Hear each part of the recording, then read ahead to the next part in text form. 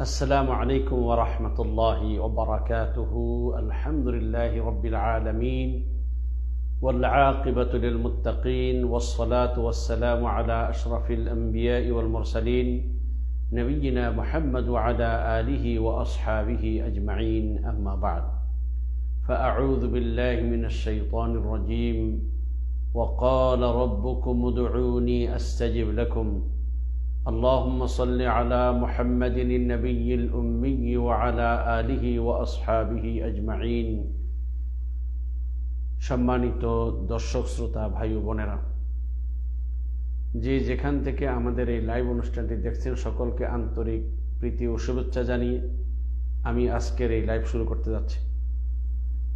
প্রিয় দিনী ভাই বোনেরা, আমি আজ আপনাদের সামনে যে বিষয়ে আলোচনা করব সেই বিষয়টি হলো দোয়ার আদাব বা শিষ্টাচার সমূহ। প্রিয় ভাইদেরকে বলবো, আমরা এর আগে 2 ক্লাসের মধ্যে আমরা দোয়ার গুরুত্ব সম্পর্কে আলোচনা করেছি। মোটামুটি আমাদের মুসলমানদের কাছে এই বিষয়টি খুব প্রসিদ্ধ যে দোয়া মুমিনদের জন্য অবশ্যই একটি গুরুত্বপূর্ণ বিষয়। বান্দার দুঃখ কষ্ট যা কিছু আছে সেগুলা আল্লাহর কাছে চাওয়ার জন্য দোয়া হলো একটা মাধ্যম। আর দোয়া আল্লাহর কাছে একটি প্রিয় বস্তু, আল্লাহর কাছে সম্মানিত বস্তু।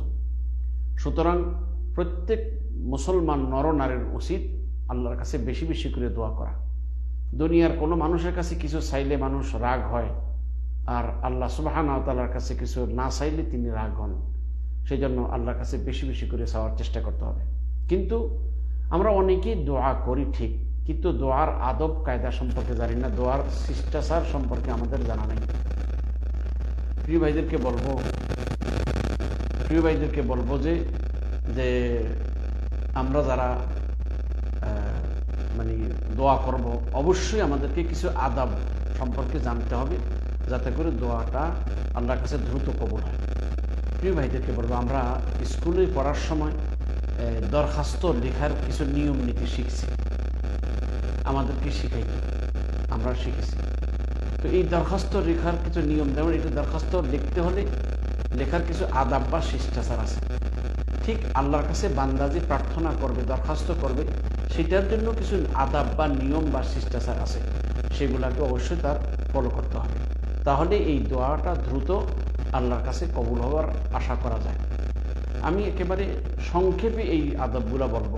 1 নম্বর হলো যে বান্দা যিনি দোয়া করবেন তিনি এক আল্লাহ বিশ্বাসী হতে, এটা খুব জরুরি বিষয়। আপনি আল্লাহ তাআলাদের দোয়া কবুল করতে পারেন, আল্লাহদের দোয়া কবুল করবেন, এই বিশ্বাসটা বান্দার মনে থাকতে হবে। আল্লাহর প্রতি ইয়াকিন, আল্লাহর একত্ববাদের প্রতি বিশ্বাস, এটা থাকতে হবে। কারণ আপনি যদি মনে করেন আল্লাহ দেয়, হয়তো অমুকেও দিতে পারে, তাহলে তার লাভ হলো না। এই জন্য আল্লাহ সুবহানাহু ওয়া তাআলার কাছে আপনি যে প্রার্থনা করছেন, আপনার মধ্যে এই বিষয়টা থাকতে হবে যে আল্লাহ তাআলাই একমাত্র দোয়া কবুল করেনওয়ালা, এই বিশ্বাসটা আপনার মধ্যে থাকবে। আল্লাহ সুবহানাহু ওয়া তাআলা বলেন, ওয়াইদা সাআলাকা ইবাদি আন্নী ফাইন্নী করিব উজিবু দাওয়াতাদ দাঈ ইযা দাআন ফালইস্তাজিবু লি ওয়ালইউমিনু বি লাআল্লাহুম ইয়ারশুদুন। আল্লাহ পাক বলেছেন, আর আমার বান্দারা যখন আপনাকে আমার সম্বন্ধে জিজ্ঞেস করে, নবী আপনি তখন বলুন যে আমি বান্দার অতীব নিকটবর্তী এবং আমি আহ্বানে সাড়া দেই, সে যখন আমাকে আহ্বান করে। অতএব তারা যেন আমাকে আহ্বান করে এবং আমার উপর নিশ্চিন্ত বিশ্বাস রাখে, যাতে তারা সুপথ প্রাপ্ত হয়। এখানে আল্লাহ সুবহানাহু ওয়া তাআলা বলছেন যে তারা যেন আমার প্রতি নিশ্চিন্ত বিশ্বাস রাখে। তাহলে এখানে আল্লাহর প্রতি আল্লাহ দোয়া কবুল করুন, এই বিশ্বাস রেখে আমাকে দোয়া করতে হবে। তো এই জন্য অবশ্যই আমাদেরকে এই কথা মাথায় রাখতে হবে যে আমি আল্লাহর কাছে দোয়া করতে চাই, আল্লাহ আমার এই দোয়া কবুল করবে। 2 নম্বর যেটা হলো যে একনিষ্ঠভাবে আল্লাহর কাছেই দোয়া করতে হবে। দোয়া কবুলের মালিক মাত্র আল্লাহ। আজকে এই পৃথিবীতে মানুষ বিভিন্ন সময় আমরা দেখি, ইতিমধ্যে এখন ইলেকট্রনিক মিডিয়ার কারণে অনেক কিছু জিনিস আমরা সহজেই জানতে পারি, যেগুলো হয়তো আগে জানতাম না। এখন দেখা যায় ফেসবুকে অনেকে দোয়া চাইছে, যে মন্দিরে দোয়া চায়, গির্জায় দোয়া চায়, আরো অন্যান্য জায়গায় গিয়ে দোয়া চাইতেছে, মসজিদেও দোয়া চায়। না, দোয়া কবুলের মালিক হলেন আল্লাহ। দোয়া চাইতে হলে একমাত্র আল্লাহ, প্রার্থনা করলে শুধুমাত্র আল্লাহ তাআলার কাছেই প্রার্থনা করতে হবে। আল্লাহ ছাড়া অন্য কারো নিকট প্রার্থনা করা যাবে না, কারণ আল্লাহ ছাড়া আর কেউ নাই বান্দার দোয়া কবুল করতে। আল্লাহ ছাড়া বান্দার বিপদ আপদ দূর করার ক্ষমতা আর কারোর নেই। 3 নম্বর আদব হলো যে দোয়া করার সময় আল্লাহর নাম এবং গুণাবলীর ওসিলা করে দোয়া করা। যেমন আমরা যেমন আল্লাহ পাক বলছেন ওয়ালিল্লাহিল আসমাউল হুসনা ফাদউহু বিহা, আল্লাহর জন্য রয়েছে সুন্দর সুন্দর নামসমূহ, তোমরা সুতরাং সেই নামসমূহের মাধ্যমে আল্লাহকে ডাকো। তাইলে আমরা যখন আল্লাহর কাছে প্রার্থনা করব, যেমন আল্লাহ ইয়া আল্লাহ ইয়া রহমান, আল্লাহ আপনার রহমান নাম রসুলের ভিক্ষাছে আপনি আমার প্রতি রহম করেন, আপনার গফফার নাম রসুলের ভিক্ষাছে আপনি আমার ক্ষমা করেন। এইরকম আল্লাহর নামগুলো নিয়ে আল্লাহর সাথে আল্লাহর যেই জিনিসটা আপনার চাইবেন সেই নামের সাথে সম্পৃক্ত যে বিষয়গুলো আছে, এই জন্য আল্লাহর ওই নামগুলো দিয়ে চাওয়ার চেষ্টা করবেন। অর্থাৎ আপনার এখন ক্ষমার দরখাস্ত, তাহলে আল্লাহর গফফার ও গফুর নামের রসুলে যে ক্ষমা চাইবেন। আপনি মনে করেন তওবা করবেন, তাহলে তাওয়াব নামের রসুলে যে আল্লাহর কাছে তওবা করবেন। রহমতের দরকার রহমান ও রহিম নামের রসুলে যে আল্লাহর কাছে প্রার্থনা করবেন। এভাবেই আল্লাহর কাছে আল্লাহর নাম গুণাবলীর মাধ্যমে দোয়া করা। তাছাড়া দোয়া করার পূর্বে আল্লাহর প্রশংসা করা। এটা হচ্ছে যে যখনই আপনি দোয়া করবেন আল্লাহর হামদ সানা প্রশংসা করে দোয়া করবেন। যেমন উদাহরণ বলছে, যেমন সূরা ফাতিহার মধ্যে আল্লাহর প্রশংসা আছে। আমরা যদি সানা পাঠ করি সুবহানাকাল্লাহুম্মা ওয়া বিহামদিকা, এটাও আল্লাহর প্রশংসা। সুবহানাল্লাহ, আলহামদুলিল্লাহ, আল্লাহু আকবার, লা ইলাহা ইল্লাল্লাহ, এগুলো আল্লাহর গুণগান। এই জন্য আমরা যখনই দোয়া করব আগে আল্লাহর কিছু গুণগান করব। সূরা ইখলাস পাঠ করতে পারি, সূরা ফাতিহা পাঠ করতে পারি, আরও যে জিকির আজকার যা আমরা জানি এগুলা পাঠ করব। এরপরে আল্লাহর প্রতি 5 নম্বরে রাসূল সাল্লাল্লাহু আলাইহি ওয়াসাল্লামের দুরূদ পাঠ করব।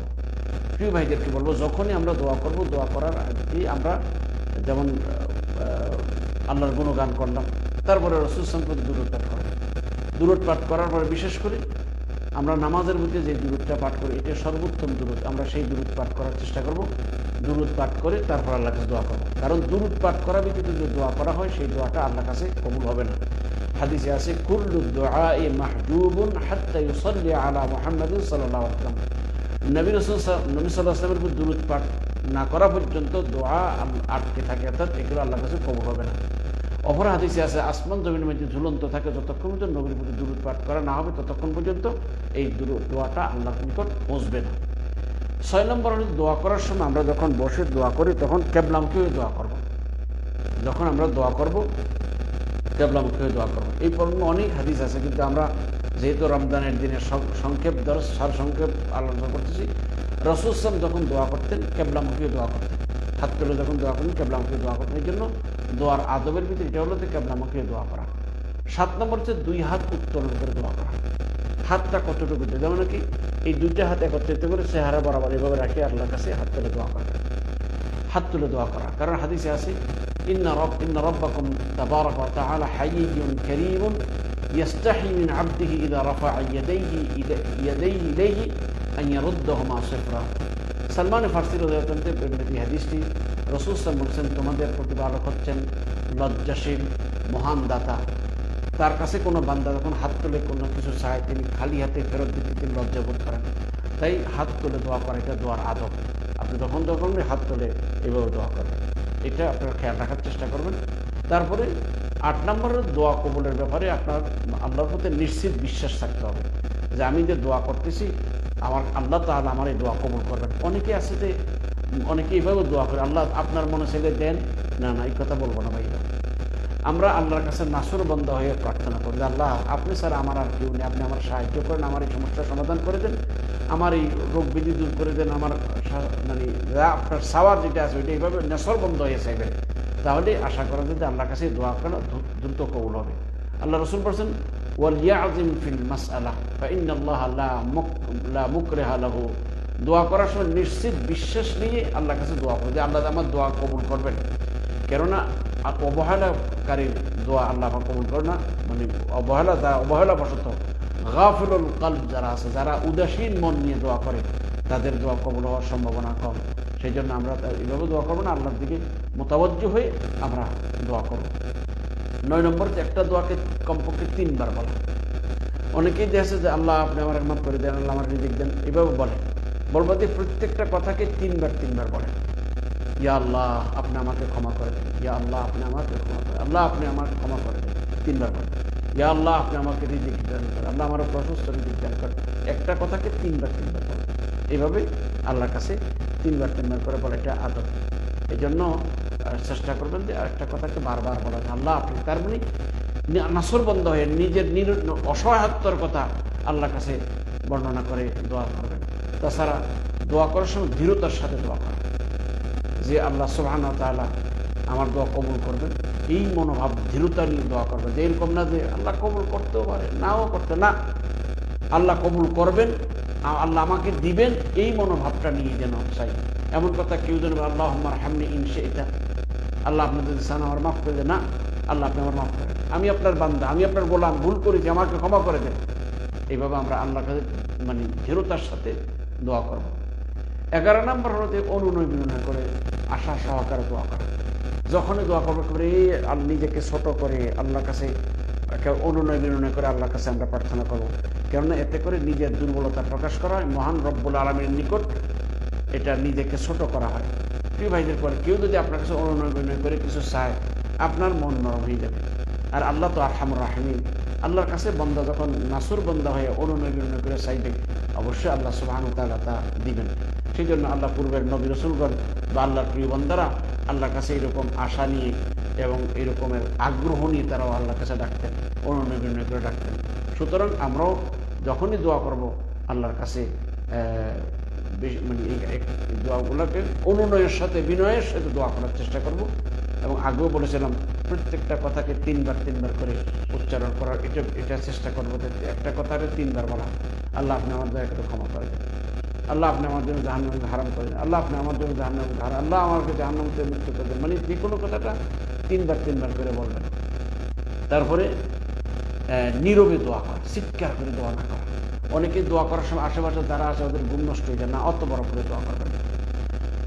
কারণ আপনি যাকে ডাকছেন তিনি অন্তঃস্থলের খবরও জানেন। সুতরাং আপনার দোয়া করার সময় শুভ শুরু দোয়া করবেন, শুভ শুরু। আল্লাহ পাক বলেছেন, উদউ রাব্বাকুম তাদাররুআন ওয়া খুফিয়া, তোমরা তোমাদের রবকে ডাকো গোপনে বিনীতভাবে, বিনয়ের সহিত ডাকবেন, চুপে ডাকবেন, গোপনে ডাকবেন। হযরতে জাকারিয়া আসসালাম বলেন, ইয নাদা রাব্বাহু নিদাআন খাফিয়া, যখন তিনি তার রবকে ডেকেছেন নিবৃত্তে, নীরবে চুপচাপ করে ডাকছেন, আল্লাহ সুবহানাহু ওয়া তাআলা শুনবেন। অতএব চিৎকার করে ডাকার প্রয়োজন নেই, আপনি একটু চুপে ডাকবেন। এটা হলো দোয়ার আদব। এরকম আরও অনেক আদব রয়েছে।